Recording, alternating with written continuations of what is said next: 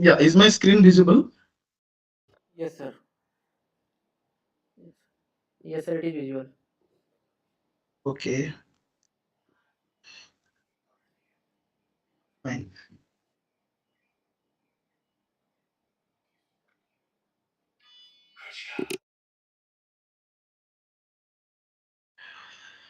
Okay.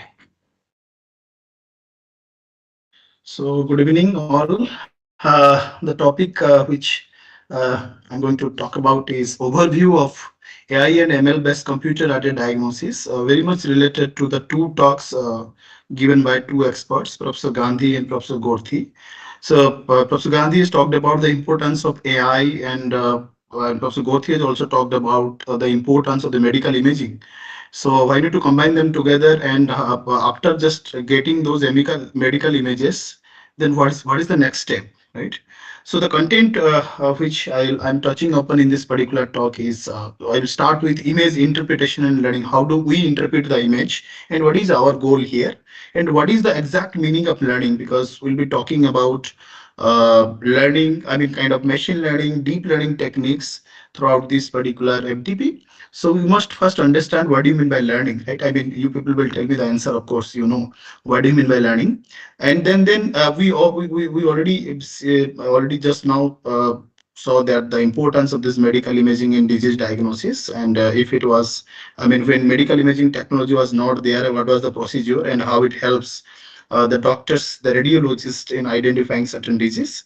And what is our goal here is to design the computer-aided diagnosis system, and sometimes we call it as a computer-aided detection system also. I mean, what do you mean by this CAD system? What is its history?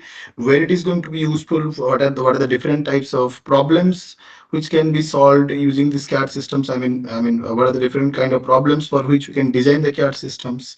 And we'll be only focusing on machine learning based CAD system in this particular talk. There are also few talks designed where you can get to know about deep learning based CAD system. I will just touch upon the limitations of this machine learning based CAD systems and the advantages of the deep learning based CAD systems at the end. And there are also some pros and cons for both the computer aided diagnosis systems, whether it is machine learning based, whether it is deep learning based.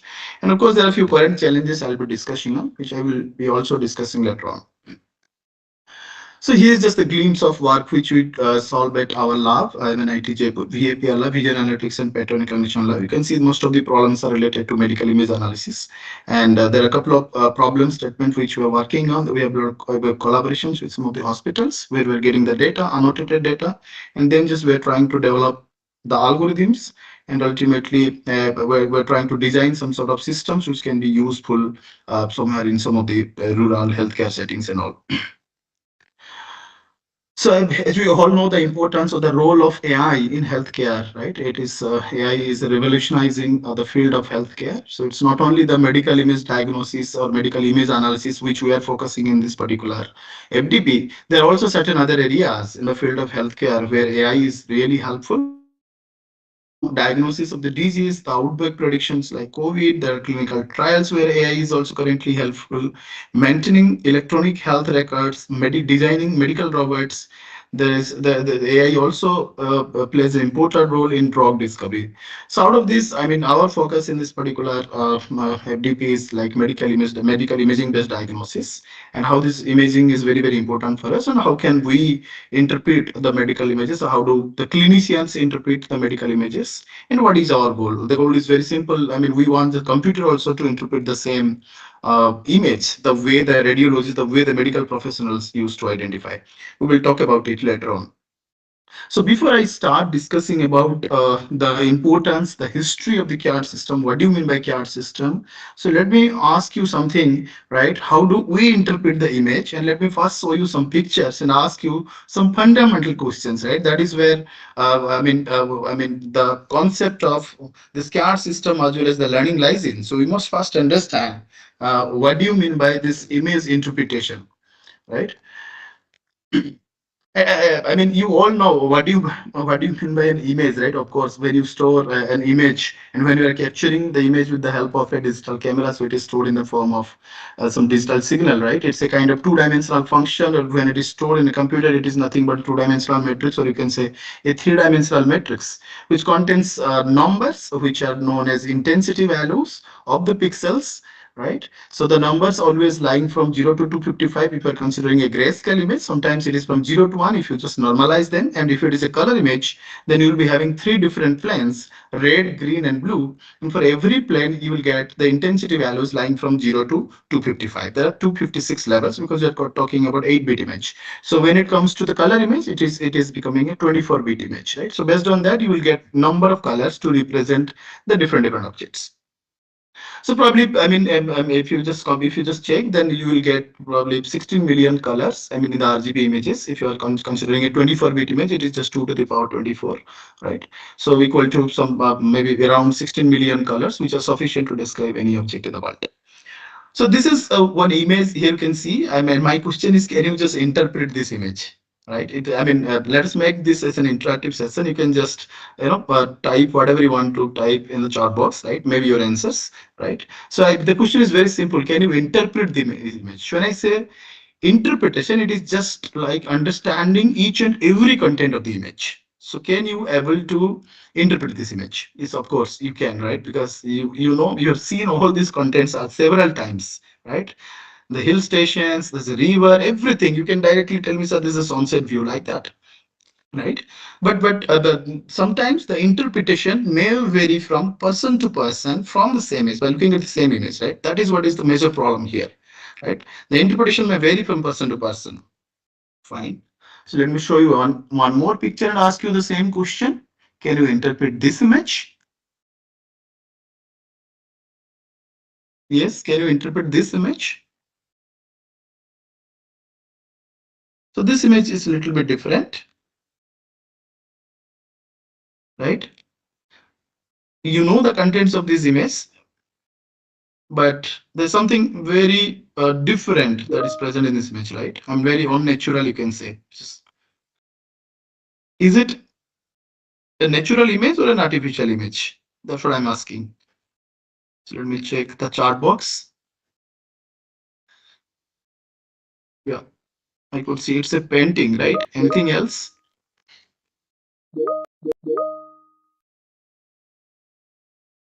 So this is the figure actually which I am to show. Yeah, this is actually an artificial image, right? Artificially created. And if I ask the same question to you, so maybe you can see it is not obeying the laws of nature, right? Because someone is just dragging the roads as a carpet, which is not possible, right?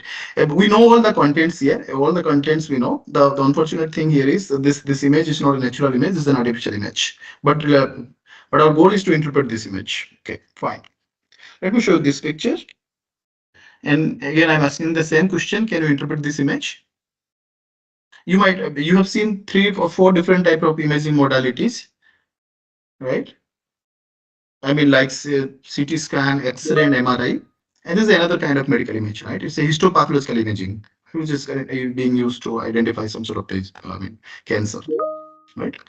So if I ask you to interpret this image, you can't, right? You cannot interpret this image because you don't have any expertise on this and you don't know what are the contents that is present in this image. And if you look at the characteristics, if you look at the patterns, that is very different from the natural image, right? So we just look at the patterns that are present in the natural image and the patterns that are present in this image. It looks very different and we don't have any idea. We don't know about the patterns. We don't know how to interpret this image. So then what is our goal? So only, the doctors can interpret, only the experts, the clinical experts, those who are working in this field, they can only tell us what is there in this image. So what is our goal here? Still, we want to develop something. Still, we are interested in applying the AI algorithms without knowing it. Is it the right idea to apply the AI algorithms or machine learning algorithms or deep learning algorithms without knowing anything about this image? Right? That's what I think Professor Gauthier has already mentioned. That yes, we need to first of all understand the medical terms of where the important patterns of these images lies in. Then only you can think about extracting some sort of important characteristics or attributes or called as features from these images, right? And then we can think about processing those features with the help of machine learning and deep learning algorithms probably, right? So interpreting medical images, right, for us is a difficult task compared to the natural images, that is for sure, right? Because we don't have any expertise in this field, but still we are interested in solving the problems in this. So let us now talk about what do you mean by learning. So when I say machine learning, deep learning, what do you mean by this learning? So to make you understand the concept of learning, right, I have two pictures here and I will ask you one question. If you can answer this question, then you can easily understand the concept of learning. And then we will talk about what do you mean by machine learning, and then we will move on to the CAD system, machine learning based CAD system. And what do you mean by this CAD system and how it helps us and why there is a need of CAD system. So my question is not to recognize these two persons. You all know that. My question is how do you recognize these two images? Can you recognize? Yes, of course, the answer is yes. But the question is, how do you recognize? This is where actually the concept of learning lies in. If you can answer this question, then you can easily answer my question, what do you mean by learning? Of course, it is nothing but the concept of understanding the intelligence. But how do you recognize? Let me check the chart box. So if any answers from the participant side, how do you recognize?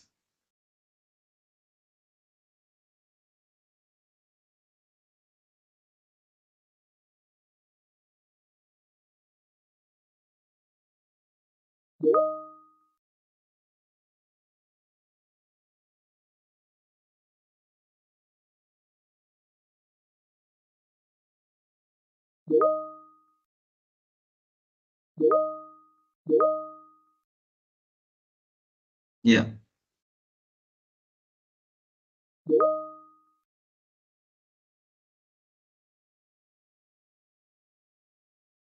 You can write your answers in the chat box so that I can see that what do you mean by this learning and how do you recognize? I mean, any object. How do you recognize any objects in the world? That is what is the question. And then we will jump to the medical images directly. I could not find any response.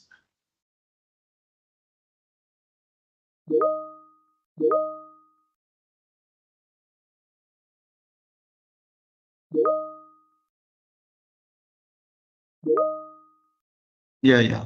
So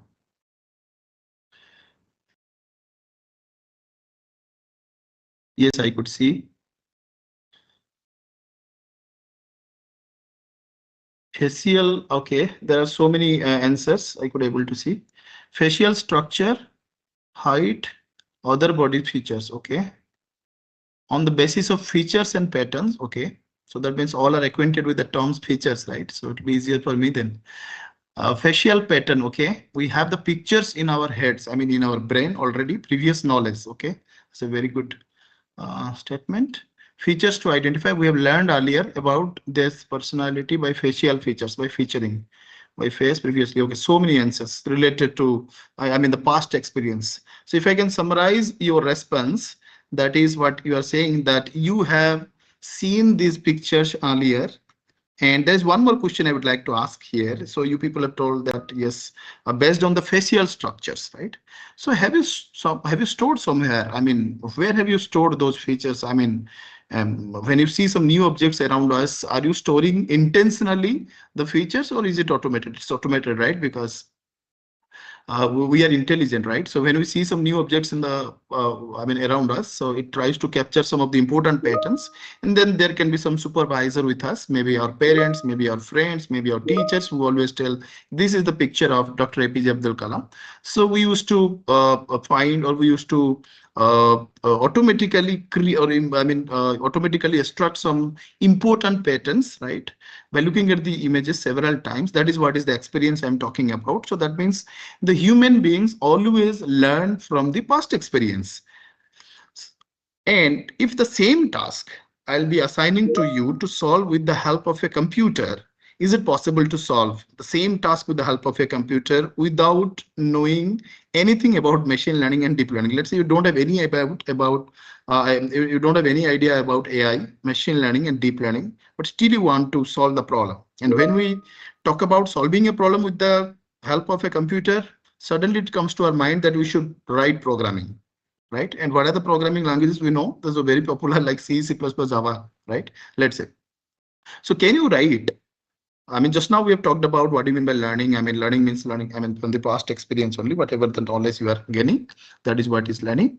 And you are applying your knowledge all the time, right? Because whenever we see some new objects around us, we try to capture some of the important patterns, which is stored in our brain automatically. And next time when we see similar type of objects, it tries to match with the features which is already embedded in our brain and which is happening in the within a fraction of a second. That is fine.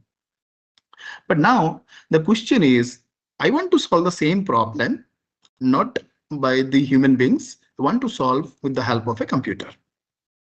And what you know is only the programming languages. So is it possible to solve this task, which can be considered as a classification task, given a set of images, right? Given a set of images, your task is to classify or categorize those images either into category 1 or category 2. And you want to solve this problem. So I will just provide you, let's say 100 images or 50 images, and your task is to write a program using C, C++ or Java.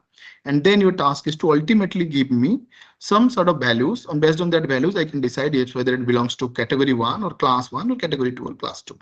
Is it possible to write a C program without having, I'm not asking you to implement the machine learning algorithms using C. You don't have any idea, let's say, about machine learning algorithms. You don't know what is what is neural network, what is k nearest neighbor. You don't know anything. So is it possible to write a C or C++ program? So when we talk about writing, or when we plan to write a code using C or C++, we first design, right? Design the problem statement. So design is the very, very important stage everywhere. So in the design stage, you used to first design the algorithm, right? Or design the flowchart. So that means there must be an algorithm behind solving one problem. So is there any algorithm here to recognize any object in the world? I don't think there is any algorithm, right? So what do you know that we have seen these images, or we have seen them earlier so many times. And somebody was there who told us that this is the picture of Sardar Vallabhbhai Patel, or this is the picture of Dr. APJ Abdul Kalam. So nobody, I mean, basically, there is no algorithm behind it. We don't know how it is done in our brain. There's no logic behind it. What we know that we have seen them, right? So that is why it is very, very difficult to code them using traditional programming languages, right? Very, very difficult. If you're still thinking to solve the problem with the help of this traditional programming languages, the program is going to be horrendously complicated, right? So that is why we are planning to learn the machine. We are planning to learn the machine. We're planning to mimic, or we are planning to inject the intelligence into the machine. The way we are solving the problem, the similar way the machine will solve the problem. And that is why the name is so-called machine learning. So how do we learn? We learn from the experience. We have seen a couple of images of both Sardar Vallabhbhai Patel or Dr. APJ Abdul Kalam. So similarly, I will also pass same amount of images, even more than that, to the model, and the model will learn itself like us. And that is why the name is so-called machine learning. And how to learn, what are the stages to be followed, what are the different learning paradigms we have, that we will discuss later on.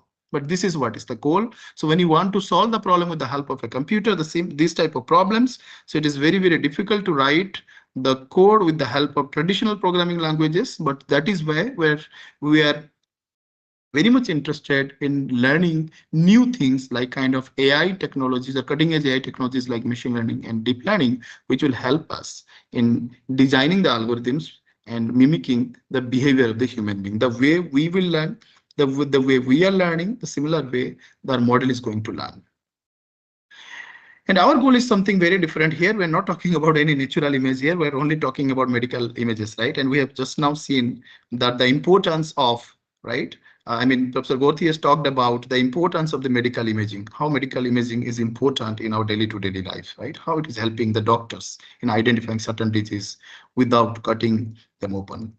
right? It is giving us the digital visual representation of the interior of your body, right? Which is very, very important. In early days, Professor Gothi has already mentioned that doctors used to perform operations to know about what has happened to a particular organ. But now with the advent of these medical imaging technologies, so we could able to, I mean, the doctors, the radiologists could able to at least identify what has happened to a particular organ, right?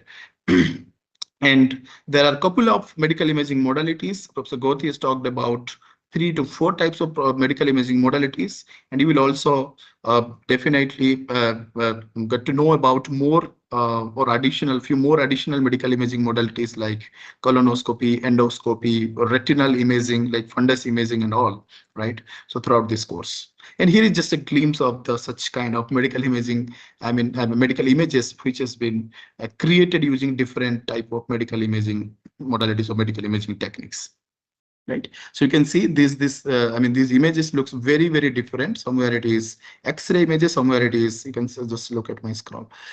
Now you can just look at my cursor. So there are some images which are MRI based. There are some images which are retinal fundus imaging based. There are some images which are dermoscopy images. There are some images which are colonoscopy images. There are some images which are CT scan images. There are also some images which are histopathological images. There are a couple of images that has been, I've taken it from the internet, right? It's a nice picture. So what I want to summarize here is the features, the patterns which are present in the medical images are very, very different from the natural images. So now our goal is to identify the patterns, right? So doctors are also doing their job. The radiologists are also identifying the patterns, but you know how difficult it is to identifying the patterns at a larger scale, right? So it is very, very difficult because they are doing it through their naked eye.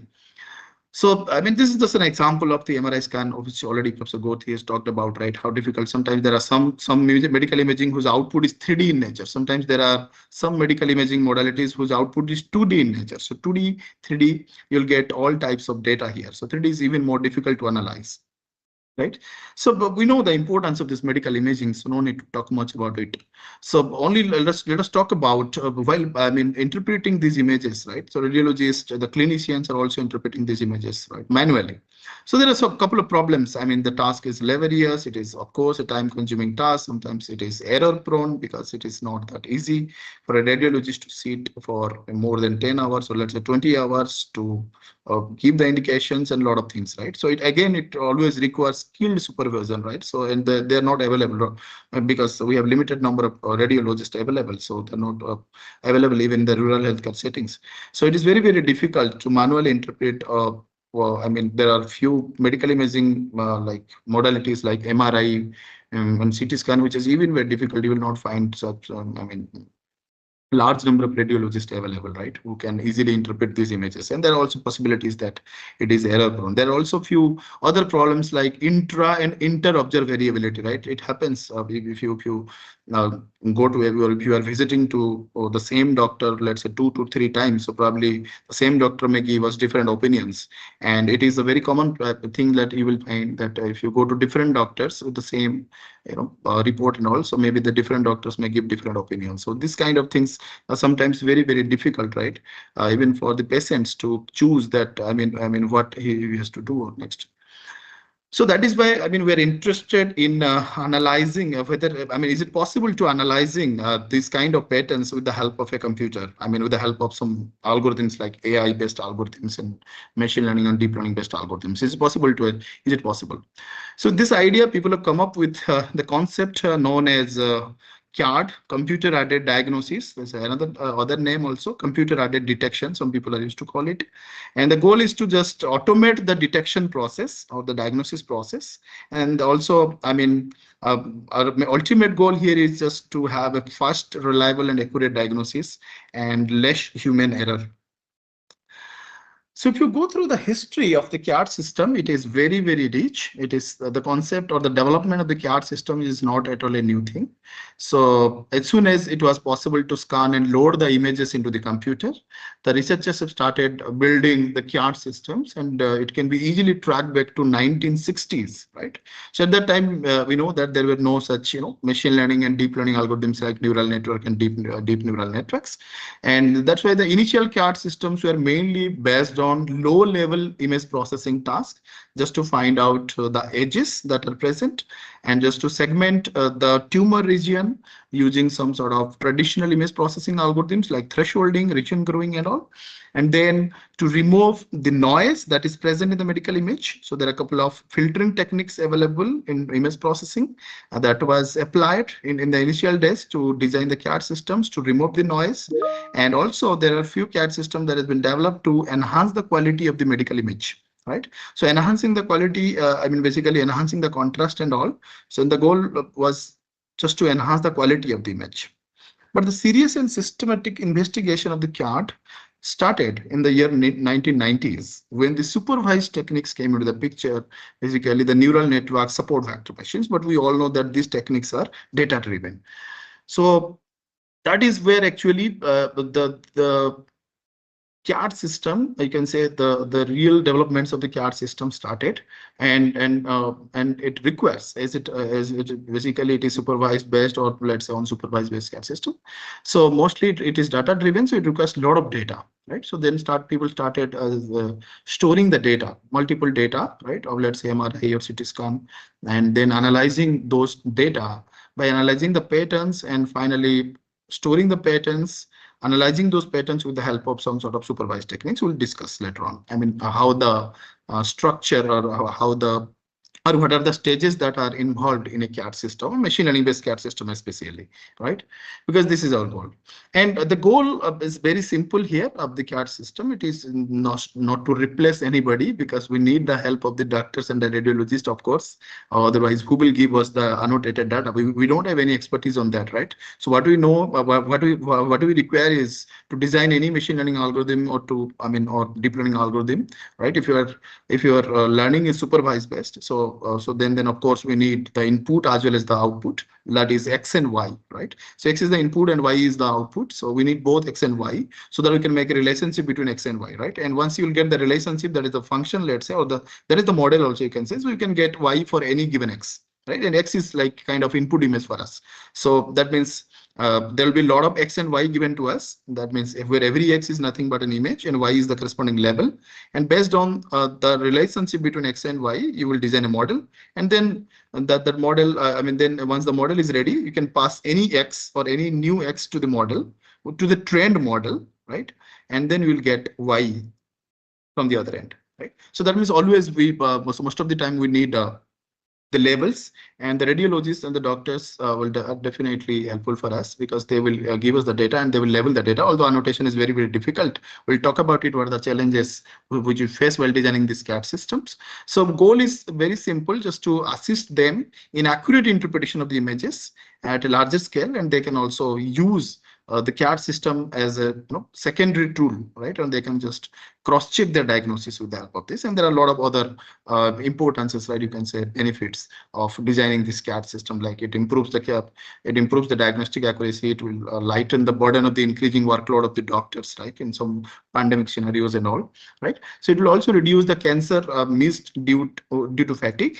And the most important is, as I already mentioned, that it will also help in reducing the inter and intra-reader variability, which is very, very important. So coming to the different types of tasks for which CAD system has been developed over the years. So there are a couple of tasks for which you may find CAD systems if you go through the literature. So one of the most popular type of task is classification, which is sometimes known as disease grading, where it's given a set of images, medical images. Your task is to grade the images into certain categories like grade 1 tumor, grade 2 tumor, grade 3 tumor, like that. It can be a binary classification task. It can be a multi-class classification task. We'll see later on. There are also a few other image analysis tasks which are very popular, like segmentation. Right? Classification is very different from the segmentation, because in case of classification, the output is just a label. In case of segmentation, the output is also an image where you have to highlight that particular region or partition the important regions. Right? We'll talk about it later on. What are, I mean, segmentation task and how to solve the segmentation task, or how to design the CAD system for the segmentation task. And there are also a few others. Right? I've only listed 5 tasks here. There are also a couple of other tasks. Right? I mean, if you just, I mean, out of them, I've just highlighted these two. Why? Because these two are the most commonly or extensively studied medical image analysis task, right? That is classification and segmentation. There are also a task like object or lesson detection, registration, content-based image retrieval, and there are a couple of other tasks also. If you go through the literature, you will find. So now directly let us move to what do you mean by this machine learning based CAD system, right? Just now we've talked about what do you mean by CAD system and how important it is and how it helps the radiologists or the doctors or the clinicians, right, in diagnosing the disease, right? And what are the important characteristics of a CAD system. So now this is basically the overview of the machine learning based CAD systems, which is extensively used for classification tasks, and it is a multi-stage architecture based system, right? So you can see in this picture that there are some input images, and for example, I have taken here the brain MRI images, right, on the axial view because it's a 3D in nature, but these are all 2D slices of the brain MRI images. And the very first stage, if you look at here, is nothing but image pre-processing, right? There are, as I said, the multiple stages are involved in this CAD system. So the first stage is image pre-processing. What do you mean by image pre-processing here? I already mentioned that the earlier CAD systems were based on lower level image processing task, like where the goal was to remove the noise or the unwanted information that is what is noise. And sometimes if the image is not clear, if the image is of low contrast in nature, we can enhance the contrast of the image so that we can easily extract the patterns that is present in this image or the present in the medical images, right? So if you not enhance the quality of the image, so it may so happen that you may not able to identify the important patterns, because the goal is to ultimately identify the important patterns from the images, and that those important patterns will play an important role in categorizing those images into certain categories, right? So that those are known as features. So if your image is contaminated by noise, if your image is degraded by noise, if your image is not of good quality, of not good contrast, if it is darker, so then how would you extract the important features from it? Unless until I mean, if the feature extraction technique is robust towards illumination and all, we'll talk about it later on. So there is another intermediate stage known as ROI segmentation, that is region of interest segmentation. I told already that for segmentation, you can also design an individual CAD system, but sometimes this ROI segmentation is used as a pre-processing step in machine learning-based CAD system, even for solving a classification task. Right. So I mean, what we basically try to do in this stage here is, so if you don't want to extract the information or the patterns or the features from all over the image, so you can only identify those regions which are important for us. That's why the name is so-called region of interest, by using some sort of a segmentation task, which basically segments the images into multiple parts, and then you will focus on only that part, right, where the important information is lying, right? So the next important stage in any machine learning based CAD system is feature engineering. And when I talk about feature engineering, it mainly consists of two stages, like feature extraction and feature selection or feature reduction. We'll talk about it. What do you mean by this feature transformation or reduction? So let us now focus on the first stage, which is very, very important for us, feature extraction. So this is the stage where you would like to extract the prominent or the salient features that is present in the image. And if you are not extracting the features appropriately, then you cannot expect good result, or you cannot expect a good amount of result from the classification model, I mean, which is the machine learning model, where we're going to use the machine learning model. So feature is to be unique, feature is to be relevant to the problem statement. It should not be redundant and should not be irrelevant. So that is why we have another stage known as feature reduction or feature selection, where at least you will get an opportunity to check whether all features you have extracted are important for us or not. So you can select the good quality features and you can remove the features which are irrelevant or redundant in our case. So I'll talk about in detail what are the different techniques we have for feature extraction, but what you can focus here is that the feature extraction stage is one of the most important stages in any CAD system, because the classification or the machine learning algorithm depends on the type of feature you have extracted, right? So there are different types of feature extraction methods, algorithms, available in the literature. The features could be color-based features, the features could be shape-based features or geometrical features, the features could be texture-based features. So which features are important for us? What type of features we should extract from the given data so that the feature which you are extracted or which you have extracted, right, is unique to that particular image. Or the feature will definitely give us a unique representation. If I ask you that what should be the simplest way of feature extraction, the simplest way of feature extraction is just to unroll the image. If it is a two-dimensional image, just unroll the two-dimensional matrix into a one-dimensional vector. That can become a feature vector, right? So that can become a feature vector, but that is the simplest way. And you can say, if you are following this, probably you are going to lose so many informations. The kind of complexity you are increasing. I mean, basically the kind of algorithm which we are going to use to analyze these features. So the complexity of that algorithm is going to be very, very high. Also, we'll be talking about it.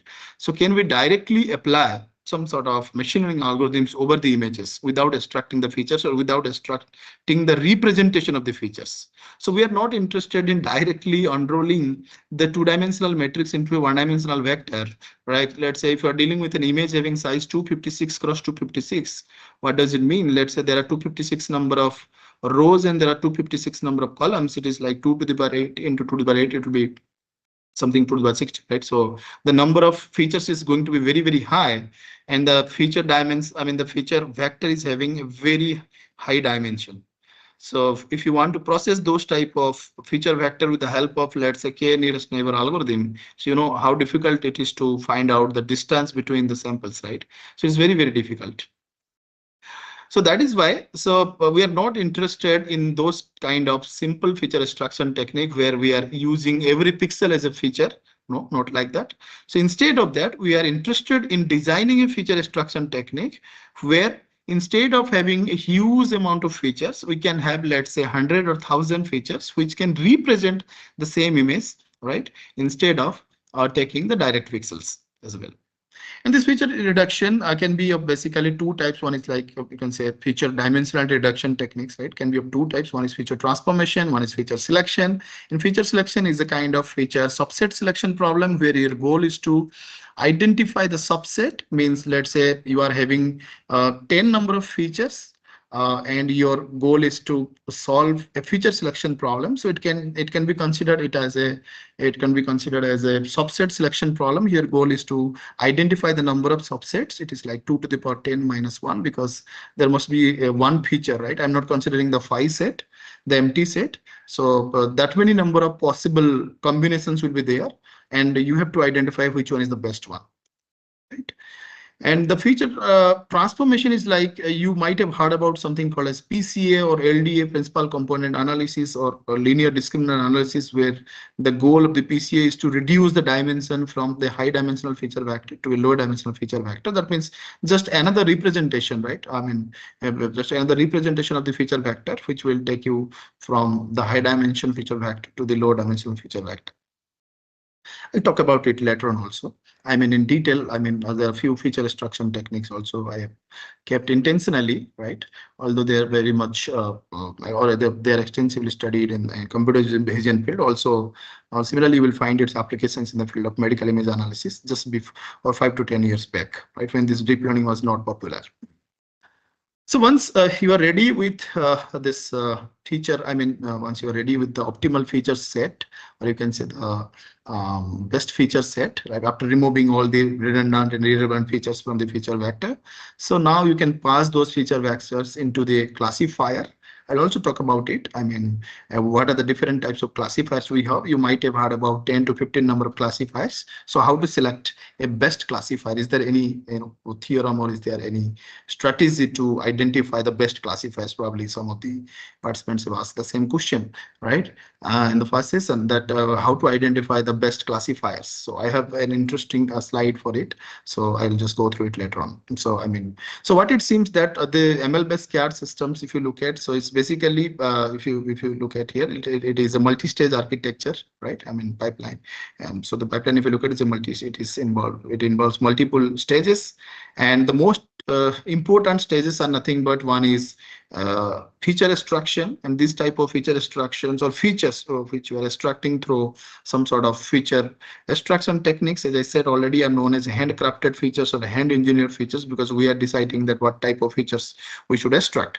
And you must be an expert in the domain of feature engineering, then only you can at least decide that what type of feature we should extract from the images, right?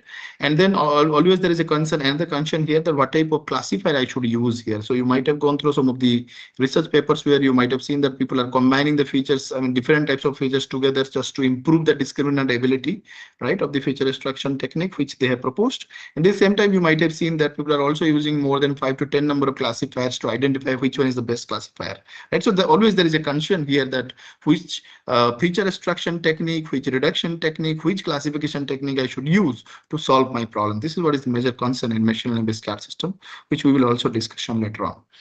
So which one is more important, feature and classifier? Then whether we should focus on feature and whether we should focus on classification, right? Because there are a lot of different types of features we have, right? And the kind of, I mean, the features which we have extracted, right? I'm only talking about feature extraction. I'm not talking about updation of the features by looking at the outputs, right? That is where actually we are facing the problems in machine learning-based CAD system, right? So, I mean, we are only training the classifiers, right? We are only learning the parameters of the classifiers, but we are not learning anything, right? I mean, in the feature extraction stage, that means we are applying some sort of algorithms, feature extraction algorithms, and that is static. That's why the name is static feature engineering, where we are applying some sort of algorithms to extract the information, and we are not updating any information. We're not looking at the output while extracting the features, right? We're only interested in learning the parameters of the classifiers, not learning anything in the feature extraction stage. That is also creating an issue here, right? Because we don't know the kind of feature which we extracted is going to help us in future or not. There are a couple of such algorithms or features available, and those can be broadly classified into two types. One is shape or boundary based features, and one is region based features. So shape or boundary based features alone sometimes not sufficient to give us important information about the object, or in our case, it is like the medical, you can say the clinical things, right? Or you can say the tumors and other things in the that are present in the medical image. We'll talk about it later on. And these region features sometimes like intensity based features, color based features, texture based features are also important for us. So when I say shape based features, why I'm saying the shape and boundary alone is not sufficient to capture all types of information. I have one example, right? It is not related to medical imaging. It is just related to some sort of, natural images, right? So let's say there are two different, we have two different types of animals here, right? You can see over here. And now these are the shapes, right? We have obtained the shapes, or you can say the edges of those the two animals. And now I ask you to identify, right, whether it's a horse or whether it's a zebra by looking at this shape. So sometimes it is difficult, right, to identify, because we haven't checked the patterns of which is known as the texture, right? And that makes actually different. That makes one animal is different from other animals. So we have only looked at the shape, which alone is not sufficient. So that means shape-based features, even you can correlate with this with the tumor. Like if you are getting a tumor, so at that time you need to check that whether the tumor shape is really important for us or not, and whether it gives all the information. So if it gives all the information, that is fine. If there is some texture information associated with this, so we must also extract the texture information along with the shape information. Then only you will get a better feature vector, right? Because you are getting all possible types of informations from the image, which all are, where all the features are important for us. And so that's why I've said that shape-based features may not always, right, give us important information alone. So coming to the texture, when I say texture-based features, so textures are like repeating patterns of the local variations in the image intensities, right? Here I have some examples of the natural images of the textures, which by looking at the textures, you can tell a lot of things about the images. So you can tell by looking at these two images, you can just look at my cursor. You can tell about the kind of materials, right? We're dealing with the kind of orientations of the texture, the kind of the textures can have different scales as well, right? So it can have the size can vary, right? So small to large, like that. So basically, the texture feature gives us a lot of information about the spatial arrangement of the colors and intensity. And if you just look at the intensity and the color-based features, those are like, so you know what do you mean by histogram, right? So histogram, those who have already studied, signal processing and image processing, they better know what do you mean by histogram, right? So if you just look at the histogram or the shape of the histogram, you can at least talk about the intensity based features and the color based features relies on just estimating the shape of the histograms, right? And those histograms may not always give us best information. So I'll show you one picture, right, where the histogram, if you look at this, if you look at this particular these three pictures here, right, and if you just draw the histogram, right, histogram means that basically the number of times one pixel is present. I mean, all the pixels are present, and how often every pixel is present in that particular image. And for simplicity, I have taken a binary image which contains only two types of pixels, which is 0 and 1, right? So 0 stands for black and 1 stands for white here, right? There are three images, and if you just draw the histogram, right, so you'll get similar histogram for all the three cases. I hope you understand my point here. So that means this histogram means this intensity based features may not be helpful all the time, because if you look at these three images, the histogram of these three images are same, right? There are 50% of the black pixels and there are 50% of the white pixels. So the histogram is going to be same for all these three images, but the texture is different. So now the question is how to extract the texture features. So there are a couple of methods that has been proposed in the literature to extract the texture features from the images. And the same type of methods have been also adapted in medical image analysis task. There's a very popular texture-based feature extraction technique available, which is known as GLCM, feature extraction technique. And this basically this GLCM stands for gray level co-occurrence matrix, which will help us in extracting the texture information, because it will tell us about, or it will give information about the positions of the pixels having similar gray levels. And there are procedures to evaluate this gray level co-occurrence matrix. I will discuss. I mean, there's a laboratory session tomorrow, so where I'll be focusing on implementing this GLCM and how to extract the features from the images using GLCM and what exactly GLCM is. And let's say this is the, for example, I've just taken. I'll just spend 1 minute here, not more than that. So if you just look at this particular image over here, and this image is nothing but is an input image given to us, and I want to find out the gray level co-occurrence matrix. So for that, let's say I have taken such an image where there are only, which is a 3-bit image and which contains only 8 levels. Actually, it should be from 0 to 7, but I've taken from 1 to 8. Let's say the gray values or the gray levels are from 1 to 8, and in general, it is from 0 to 255, right? And if you can see here, so the GLCM matrix in the left hand side, we have also we've taken all the values, possible gray values, and in the right hand side also all the possible values. That means we are trying to find out how many times 1 is present at a distance 1 and in the horizontal direction. So that means these two are the parameters where D is 1 means we're taking only one distance. We are taking the adjacent pixels here. If you take the D is equal to 2, so you'll have to, I mean, the distance is going to be 2 here, right? You have to take the next adjacent pixel here. And the theta is equal to 0 means you can also change. You can also take all those type of, the gray levels, or how can a gray level or the present, right? In other directions, like in vertical direction, in diagonal direction and all. Right. So I'm just, for simplicity, I have taken the horizontal direction here. So that's why the theta is 0 here. The D is equal to 1 means I'm just choosing the immediate pixels, right? So how many times 1 is present in this image? How many times 2 is present? I mean, 2 is present here 2 times. So that's why the value is 2 here. So similarly, you can just compute, right?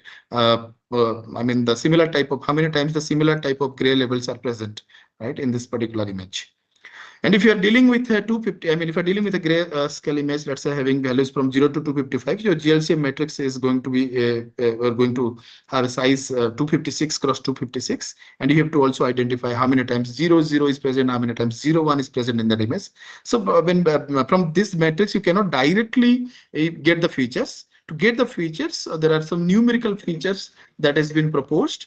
Like those numerical features are like computed directly from this co-occurrence matrix, because you cannot use this co-occurrence matrix to extract the features, right? So you have to extract some sort of the numerical features. And for that, okay, if this paper, in this paper, actually, the Professor Haralik proposed the 14 textural features which can be extracted from the GLCM matrix, like energy, entropy, contrast, homogeneity. There are 14 different features which can be directly used as features instead of using all these values, right? So you can directly compute those values like contrast or entropy. Entropy is computed from the probability distributions values, and these are not probability distributions values, so you have to first convert into its corresponding probability distribution values by dividing each value with the summation of all the values. So then it will become the probability values, and then from those probability values you can, I mean, those are sometimes known as normalized GLCM, and from those probability values you can directly compute energy, entropy, and some sort of other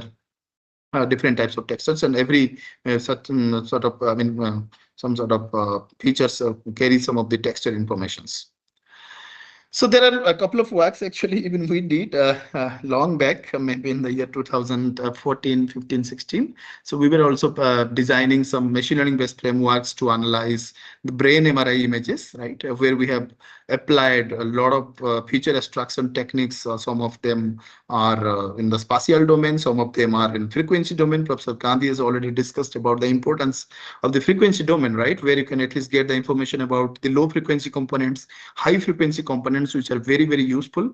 And so we also did the same thing. I mean, we have also applied few algorithms. Basically, we have applied GLCM and similar type of texture-based feature extraction techniques like Gabor filters, local binary patterns, some variants of local binary patterns. All have been successfully applied in many computer vision tasks and later been adapted to medical image analysis tasks. And similarly, we have also explored few more image transform-based techniques like Fourier transform, wavelet transform, and there are different variants of wavelet transform, then followed by some advanced image transform, I mean, like curvalet transform and all, right, which basically overcomes the problems which we usually face in wavelet transform and all, right? So if you look at this particular diagram, right, I mean, uh, overall diagram of this framework which has been used to solve brain MRI image classification, right, which is a binary task, like to classify the brain MRI image into either normal and pathological work. So, right, pathological image, I mean, so then if you look at the stages, right, the similar kind of stages you can see here, right? In place of feature extraction, we have applied discrete wavelet transform, and then discrete wavelet transform analyzes the images in different resolutions. It gives the images at different scales. So we have just applied a level 3 decomposition, and we have taken one particular subband. You can take the subband, I mean, how the subbands look like if you apply if you apply wavelet transform, right, over a medical image or over any image, so you'll get this kind of information, right? So you can see over here. So it is just a 3-level wavelet decompositions where this bands, like this band is particularly known as approximation band, which contains low frequency components, and all others are like high frequency components in 3 different directions: horizontal direction, vertical direction, and diagonal directions, right? It gives, or it analyzes the images in 3 different directions, right, at different resolutions, and that's why the known as multi-resolution analysis based technique. Fine. So I mean, you can either choose directly these coefficients as the feature, or you can also choose the representation of these matrices. Like you can choose the texture features from this kind of sub bands or sub images, right, produced from the wavelet decomposition. You can also apply those kind of the texture, numerical texture features which we've just now discussed, like energy and entropy. So, and you can also decide to which decomposition or to what decomposition you have to decompose the image and all, right? So we will discuss actually all these things. I will demonstrate actually tomorrow in a lab session. Okay, so we've just now seen, I mean, different types of feature extraction techniques, but still there is a question obviously here that what type of feature extraction technique, whether it is wavelet based, whether it is Fourier transform based, whether it is GLCM based, whether it is Gabor filter based, whether it is SAB based feature. So what type of feature I should extract for solving my task, right? That's a big concern here. So even for classification, as I told that we have a lot of algorithms. So you probably have heard about 10 to 15 number of classifiers available in the literature. So I've just found an interesting paper in the literature, right, which was published in the year 2014 in a very top journal known as the Journal of Machine Learning Research. The title, if you look at the title of this paper, it is very, very interesting, right? Do we need hundreds of classifiers to solve real world classification problem? We really need hundreds of classifiers. So if you just go through this paper, it's a very lengthy paper. And if you just go through this paper, you will find that the authors of this paper have reported that there are 179 classifiers exist in the literature till 2014, and they have just grouped those 179 classifiers into 17 different families based on their characteristics, whether they are probabilistic based, whether they are rule based, whether they are decision tree based, and whether they are ensembling based, whether they are nearest neighbor based, like that. And what basically they did in this paper is they have evaluated the effectiveness of 179 classifiers over 121 datasets, and these datasets are diverse. So diverse means these datasets varies in terms of you can say the number of samples, the number of classes, and all, right? So there are 129 datasets they have collected from the UCI repository, and they have evaluated all the 179 classifiers, and they finally come up with some suggestions for the readers that these are the classifiers like random forest, support vector machine with the Gaussian and polynomial kernels, and extreme learning machine. I don't know how many of you have heard about this term. Extreme learning machine is a kind of a randomized neural network. It's an algorithm basically to train a single layer feed forward neural network in a faster manner. I mean, the name that's why the name is so called extreme learning machine, and it is coming under the category of randomized neural network. You might have heard about something called as RVFL, right? So it is also very similar to that. Maybe there is only a connection which is missing in extreme learning machine. So it is simply a category, or you can say it is just a variant of neural network, right? So you can also include a backpropagation neural network based architecture or fit-for neural network based architecture here. So what they come up, I mean, what they finally suggested to the readers that after applying these many classifiers over 121 datasets, they have found that these are the classifiers which is performing well on a diverse set of datasets. And they have not claimed that these classifiers are going to be always give best results, not like that, but they are giving optimal results or stable results over 121 datasets, right, which is really a diversity. But still there is a question, right, that if you are following machine learning based CAD system, if you are trying to design machine learning based CAD system, there's of course a problem of which we will always face, that what type of classification technique we should consider, what type of feature extraction technique we should consider, and what type of combinations of the feature extraction technique and classification technique we should consider here. So that's why I told that there is always a major concern here. I mean, how to select an appropriate feature extractor as well as classifier, right? And another problem here is, even if you are choosing a best feature extractor, the feature is extracted, only you are extracting the features and we are not updating the features by looking at the output, right? That is also one of the major limitations in the machine learning based systems or CAD systems. And that is why I think people are talking about, that is why everyone is talking about deep learning based, right, CAD system, where you can have an end-to-end learnable system, right? So end-to-end learnable, when I say end-to-end learnable, means you have to learn both the features as well as the classifier. But in case of the static feature engineering or traditional machine learning based system, we are only focusing on training the classifier, and only we are applying some static feature extraction technique which is giving us the features. We are not learning any features. So what do we want? We want to learn the features. We also want to, I mean, along with learning the weights. I mean, for example, for classification, I have chosen, let's say, neural network, right? So neural network, for example, I've chosen here. So in neural network, there are parameters like weights and biases. We all know that, right? So what we're only doing here is we're only learning the weights and biases. We're not learning anything. I mean, we're not learning any feature. So can we learn the features along with the weights and the biases of the classifiers, or you can say in general the parameters of the classifiers, if it is possible, and this is possible, and that is why we are very much interested nowadays in designing deep learning based systems, and the systems are also known as end-to-end learnable systems. I mean, all the stages are learnable. That means every stage will contain learnable parameters, and where you will get a chance to first extract the feature. If the feature is not good, you will have that opportunity to update the features, right? And definitely, and that is why it is working well in comparison to the machine learning based systems, and where we don't have any problems, and we are also eliminating the conventional steps of machine learning which we have just now seen.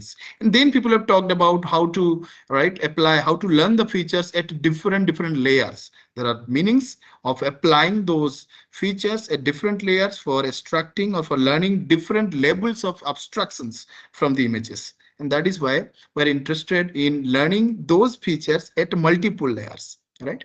And you know that I mean, when I say deep learning architectures, all the deep learning architectures are based on neural networks, right? Among different types of deep learning models we have, starting with autoencoder, deep belief network, convolutional neural network, vision transformer. The convolutional neural network and the vision transformer are like the two successful and popular type of deep learning architecture for medical image analysis task. I mean, as well as the computer vision task. And why we are very much interested in convolutional neural network based architectures, why not traditional neural network architecture, we will also discuss later on, right? So this, I mean, this why these are, I mean, this convolutional neural network and this vision transformer are such techniques which has been designed only for solving image and video centric problems. And our task is also to analyze the medical images. So that is why we are also interested in solving the problems with the help of convolutional neural network. I mean, if you go through the literature, you will find there are a lot of papers which are based on convolutional neural network to solve any type of medical image analysis task, which I've already discussed. It has a lot of properties, characteristics, and basically the name is so-called deep learning means it is having deeper number of layers. So if you compare with traditional neural network architecture, right, the traditional neural network architecture contains limited number of layers. Like you haven't seen any traditional neural network architecture having more than 5 layers or 3 layers, right? We don't take much number of layers in traditional neural network, because as we know that the more, if you include more number of layers, then the model is going to be very complex. So there might be an issue of overfitting, right? And the question is something very different here. So I mean, then how this convolutional neural network contains 100 and even more than 200 layers, right? So how it works? Is it not in convolutional neural network, adding more number of layers is not increasing the number of the parameters? Yes, if you add also the number of parameters, I mean, if you add more number of layers in convolutional neural network, the number of parameters is going to be also high in convolutional neural network. But if you are trying to deal with the images directly with the help of traditional neural network, you will face a lot of problem, and the complexity is going to be very high compared to the convolutional neural network, right? So I mean, there are certain actually issues if you are directly passing, or if you're directly processing the images. First of all, let me ask you a question, that can we directly process an image with the help of traditional neural network? And this is how the traditional neural network looks like. I mean, most of you already studied what do you mean by neural network. And if the question is, can we directly process the images through the feed forward neural network, or you can say the backpropagation neural network, right? Because we are using the backpropagation algorithm to update the weights and the biases, and that's why sometimes this type of multi-layer perceptron or feed forward neural network is known as backpropagation neural network as well. So is it possible to process the image directly through this neural network architecture? Let me, yeah.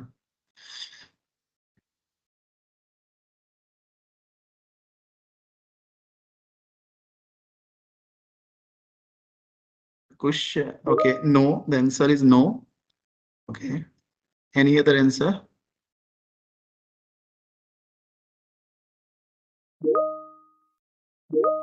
So may I know? I mean, why you have written no? Yeah, a couple of answers. No, no. So can I process? I mean, can I process the images directly through neural network? That is what is the question. A very interesting question, right? I mean, why we're interested in deep learning architectures, and why we're interested in convolutional neural network? Why not traditional neural network? It's a very common question, right? It's not like that convolutional neural network gives us better result and we'll go for that. So there are some other reasons why we are using convolutional neural network and why not the traditional neural network, right? The answer is actually yes. The answer is yes. If you want, you can process with the help of traditional neural network. But for that, you have to first pre-process the image, or you have to first process the image. You have to first process the image into one-dimensional vector, right? So that means image is either 2D or 3D in nature. So you have to first uh, convert that 2D or 3D matrix into a one-dimensional vector. And I mean, that means you are simply converting the two-dimensional, I mean, the pixels which are arranged in a two-dimensional array or a three-dimensional array into a one-dimensional vector. And then only it is possible. But you know, the input layer dimension is going to be very, very high. So even if you are choosing only 10 to 20 neurons in the first hidden layer, the complexity is going to be in terms of millions, right? Because in neural network, all neurons are fully connected or densely connected. That every neurons in one layer is connected to every other neurons in the previous layer. So that is why the complexity is going to be very, very high, right? So, and it is possible. It is possible. The question was whether it is possible or not. The answer is yes, it is possible, but the complexity is going to be very, very high. At the same time, as you have converted the two-dimensional image into a one-dimensional vector, we are losing some of the important spatial informations, which is the neighborhood relationship, right? So in image, as we all know that how important the spatial relationships are, the neighborhood relationships are. And while converting the two-dimensional image or three-dimensional image into a vector, we're losing that information at the input itself, right? And then how can we expect good results at the output layer from the neural network? So these are the two reasons why we are not interested in processing the images directly through the neural network. And this kind of problems can easily be handled with convolutional neural network. We will discuss all these things in my next lecture, right, where I'll be focusing on how to apply the convolutional neural network and what are the scenarios, because as all of you might have heard about, that deep learning always demands high amount of data, a huge amount of data to provide reliable result, right? So, but in medical imaging domain, you know that there exists no large scale annotated data set available. It is very, very difficult to identify or to collect the data. Even the annotation is more difficult than collecting the data, right? So there is no such large scale data set available like ImageNet, right? Which is the reason why we have a lot of CNN architectures today, and we don't have such type of I mean data set available till date. So that's why we have to deal with limited amount of data. That's what we know, that how difficult it is to capture the medical images. These are not natural images which you can capture through your mobile camera, and which I mean annotation is even more difficult, right? Along with the data acquisition. So then how to use convolutional neural network and vision transformer kind of advanced deep learning architectures in low data scenario, in limited, I mean, in presence of the limited training data. That is a very, very big challenge in this particular field. So the question might arise that, I mean, whether we should go for machine learning based CAD system and deep learning based CAD systems. And there are a couple of, can say strengths and weaknesses of both machine learning based system and deep learning based system. So here you can see there's a table, and in the table you can find out there are two different signs I've used: positive sign, negative signs. Positive sign means it's the strength, negative means it's the weakness of this particular model. I mean, if you are if you are having a limited amount of data, so it is better to go for machine learning based model, right? Because, and again, there are some weaknesses in machine learning based model that you need to try different types of features. Just now we have discussed the concerns, right, and classifiers.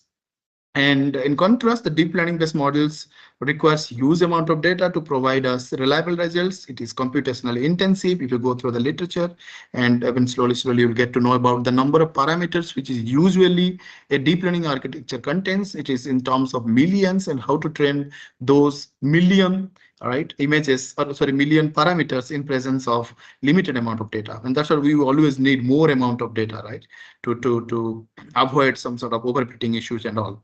So in contrast to machine learning based model, so we can We need not to extract the handcrafted features here, because our goal is to learn the features, to update the features as well as the classifier automatically, and that's why it is end-to-end learnable, right? So there are some advantages of deep learning models over this machine learning model. Just now we have talked about it. I will talk about the details. I mean, mainly the importance of this convolutional neural network, how it looks like, and what are the strategies to be adapted to solve medical image analysis tasks with the help of convolutional neural network. Maybe some other speakers also focus on discussing deep learning based CAD system. There is another lecture, right? So that coming to the current challenges which are facing while designing the CAD systems, right? It's a very general one, right? So if I consider the convolutional neural network based systems, then there are a couple of other challenges which you can include here.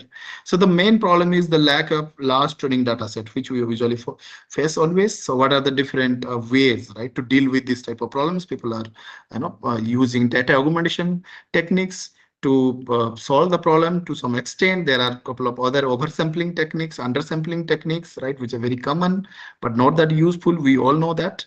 And so people are also focusing on applying generative models. There are a couple of lectures we have, right? Experts will talk about it, whether generative models are, how generative models can be adapted to synthesize the medical images and how it will help us in training the model in an effective manner. That also we will see in some other lectures.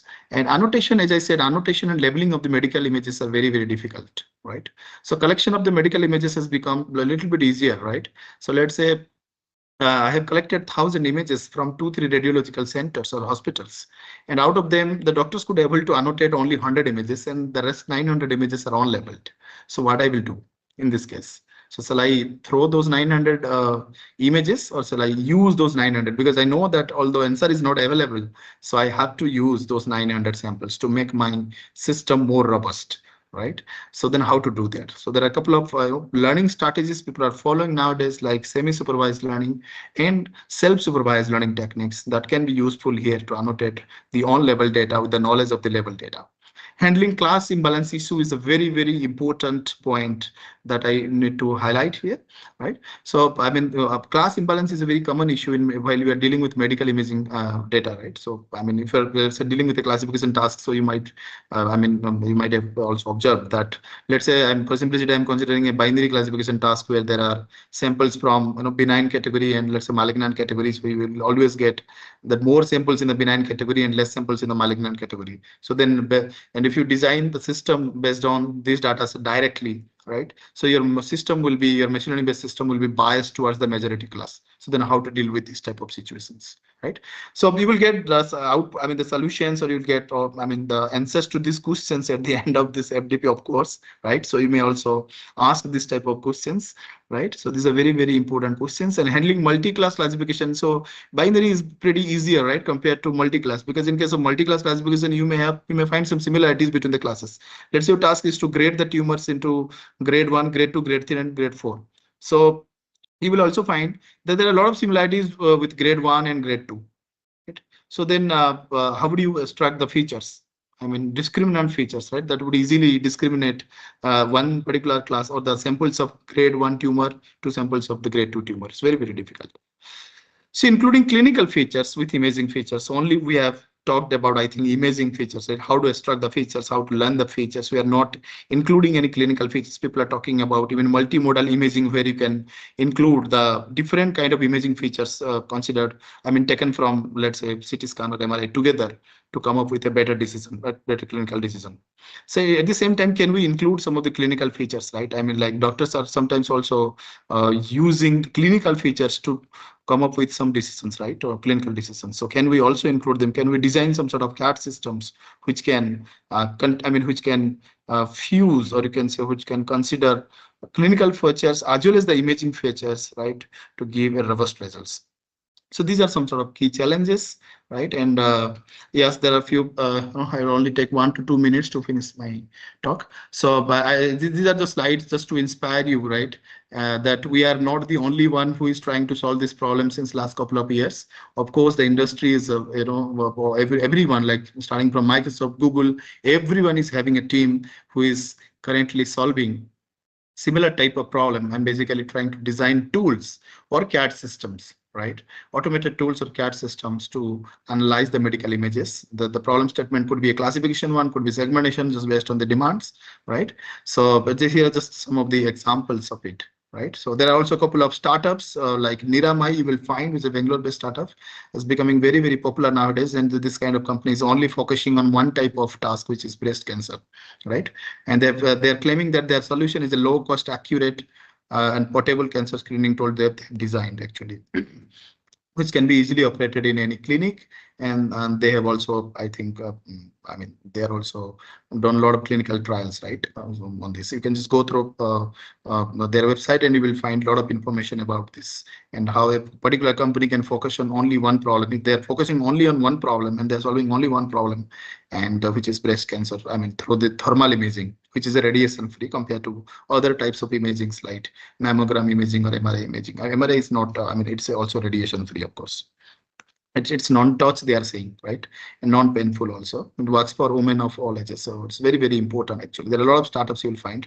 And here is just an, this graph which basically tells us the number of papers published every year on only cancer detection using convolutional neural network, right? Which is our own survey paper on which is published on Neural Network Journal, right? So you can see, I mean, it is growing exponentially. For 2023, actually, we have not considered the whole year. We have only considered only the first 6 months, right? So till July, I think July 2023. I mean, I think we have just made this survey, so that's why the graph is looking like this. But or else you will find even more number of papers for the year 2022 and 23, right? So it means it is growing exponentially. And similarly, you can also find the number of papers that is currently being published using deep learning and machine learning. And currently, you will find that number of papers, right, in I mean, which are based on deep learning is more compared to the machine learning nowadays, because people are very much interested in applying this convolutional neural network and the variants of convolutional neural network as well as others.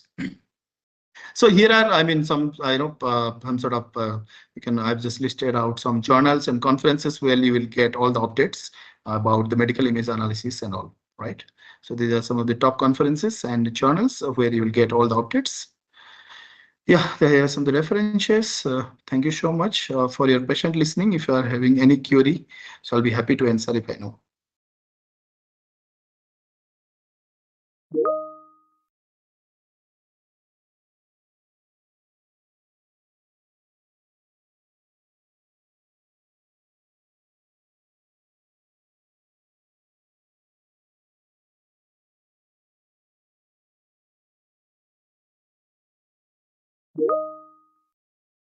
Yeah. Yeah, I could see a question by Pooja Soni. What is exactly meant by limited amount of data? Okay, how many images would mean small data and large data? So, a very good question. So, I mean, limited when I say, I mean, for let's say you might have seen, right? The results of the convolutional neural network, or you can say you might have seen. I mean, most of the convolutional neural network, popular convolutional neural network, was designed on a dataset known as ImageNet, which contains 2 million images, right?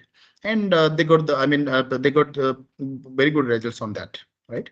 So when I say limited, it could be 100, it could be even 200, it could be 1,000 also, right? So 1,000 images are also not sufficient for a convolutional neural network model to give good results. But there are different strategies, which I will discuss in my next lecture, that through which we can also design some robust convolutional neural network model, which can also extract some important information or learn important informations or salient informations within the presence of even 1,000 or even 500 images, right? So I mean, as many images as you want to give to the deep learning models, that is better for it. But when I say it is limited, that means it is like below 1,000 and like that.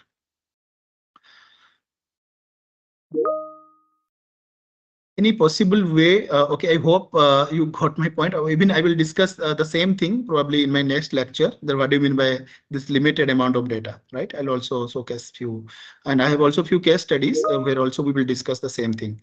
What do you mean by this limited amount of data, right?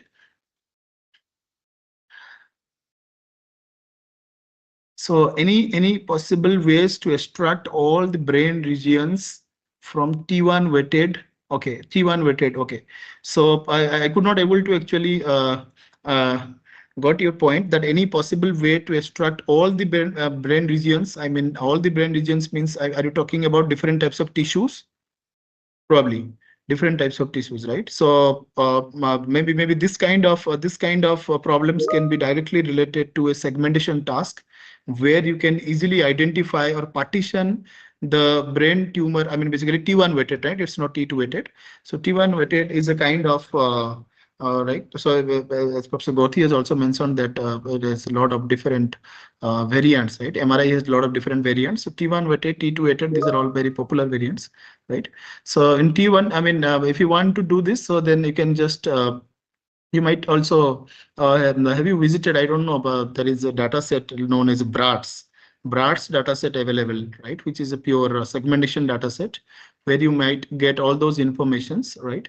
Like how to extract different brain regions, and they have also labeled or they have also provided the ground levels, sorry, ground truth of all the T1 weighted and T2 weighted MRI images of different tissues, right? Which can be considered as a segmentation task. It is like segmentation can also be considered as a classification task where I mean pixel level classification task. It's not image level classification task. It's a pixel level classification task where our task is to classify all the pixels into different classes, right? And here the different class means like different brain regions, like soft tissue or like different tissues you have in the brain, right? Maybe different tissues. I mean, like gray matter, white matter, right? I think that's what you are talking about, right? And maybe some sort of abnormality regions if it is present. So that can also be done. Any other question? Yeah.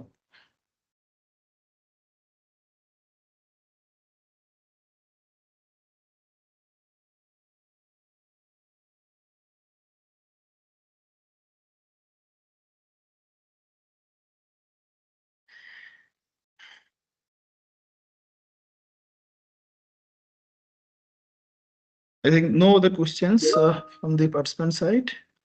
Is there any questions from participant side? Yeah, there are a lot of questions.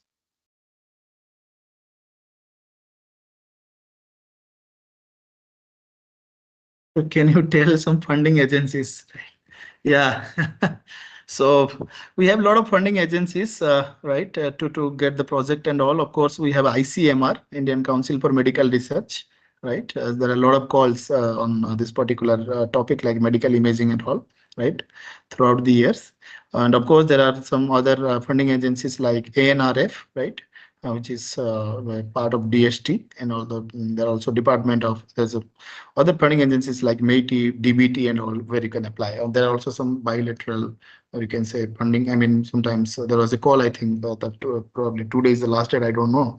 There's a Indo Singapore based calls, right? So where you can also submit your proposal.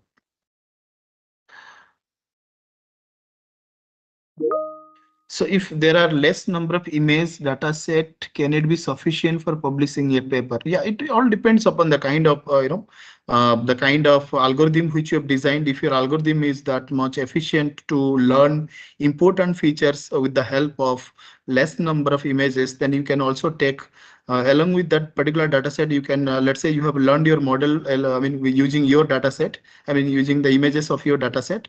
And then if you can just test it on another public data set, right? And you can prove that yes, the generalization performance is better with the help of the learned model which you have trained on your data, then it could be, but definitely it could, then you can publish a paper, but you have to tell, I mean, you have to prove it that yes, the kind of features which we have learned using limited amount of data is sufficient to perform better in real-time clinical scenario. For that, what you have to do is you have to consider another data set, public data set, let's say, for example, for which data, I mean, the level is already given, and you can just test your model on that data set, right? And without training any images from that data set, only you need to test it. I mean, like testing on the new data or on seen data. So that will help you. I mean, if your model is performing better on the new data, which is trained on your data, then of course you can publish a paper. I hope so. Can we combine texture-based feature extraction methods with CNN? Yes, I've also seen. This is a very good question, sir. Can we combine this texture-based features? See, CNN also helps in extracting this type of features. It's not like that CNN only helps in different. I mean, helps in extracting or in learning the different types of features. CNN also helps in learning texture-based features. But if you want to combine them together, you can. If you want to combine them together, there are also a few filters you might have heard about, right? There are few filters. I mean, in CNN, it's purely filter based, right? Where you are applying some sort of filters over the input feature map or input image, and which is helping us in extracting the features. And we are not only applying a single filter, but also applying different types of filters. So you can also choose different types of filters, right? And which can also help us, like Gaver filter you might have heard about. That can help us in identifying the texture features, right? So in addition to that, people have also worked on something like people have used the CNN as a feature extraction technique, and they've combined this the features which can be directly extracted from a pre-trained CNN model, which I will also discuss in my next lecture, which is transfer learning based model, and the simplest one, right? I mean, where you don't need even much amount of data. If you're having less amount of data, you can just use a pre-trained CNN model as a feature extractor, and where you can combine with, let's say, the GLCM based features, and you can together form a feature vector, and then you can pass it to a classifier like a similar setup like machine learning based setup. That also you can do. Okay. Is it true that the analysis of medical image is more difficult than natural images due to the limited range of augmentations possible in medical images? Absolutely true. Also, due to the limited dimensionality of medical images, like I mean, medical images and are mostly grayscale. No, not like that. Not all the medical imaging, techniques provide grayscale images. There are few medical imaging modalities which are even colored. Like I will show you in one lecture that how this, I mean, these retinal fundus images are color images. There are also few other like dermoscopy images used for skin cancer detection, which are also color. But most of them, as you said, yeah, most of them are grayscale in nature. And but still, even if it is a grayscale, MRI is going to give us excellent resolution of the soft tissues, which others cannot. And also, you have seen that Professor Gorthy has mentioned that almost all the inventors of the medical imaging modalities like X-ray, CT scan, and MRA have been awarded Nobel Prize because of their contributions, huge contributions to this particular domain, right? And there are few other questions. So probably I think I have answered all the questions. Yeah. Okay, so we'll stop here today. So tomorrow I'll resume at again 4 p.m. tomorrow, right? I hope at least you all have got some idea, fundamental idea behind AI, how important AI and both medical domain. All right. So as Professor Gandhi has mentioned, that both are important for us. We should understand both the things. Then only we can design an efficient approach, an efficient AI-based approach. We should at least understand the data properly. Then only we can decide what type of algorithm we should design. And then in the second session, we have learned about different type of medical imaging modalities, which is radiation-free, which contains sometimes some of the medical imaging modalities like X-ray contains some harmful radiations like X-ray radiations and all, and the history behind it, and the importance of medical imaging, how it helps the doctors in analyzing the images or basically diagnosing the different important patterns.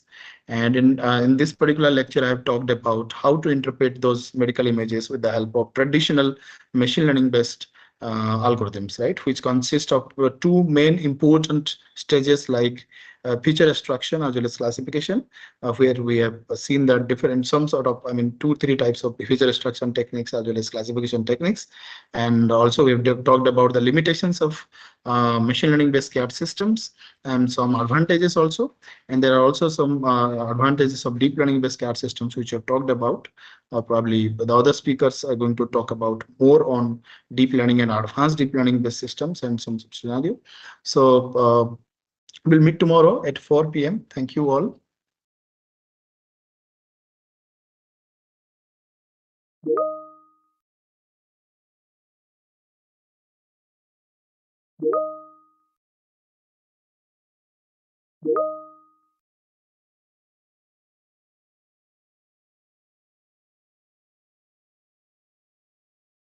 Hello.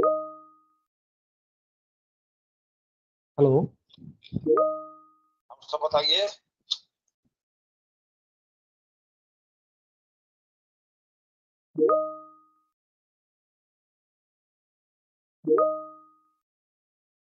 Hello sir. Yes, Dr. Vikas. Yes. Thank you, sir. I think we are done for today. And thank you for your Yes. insightful session.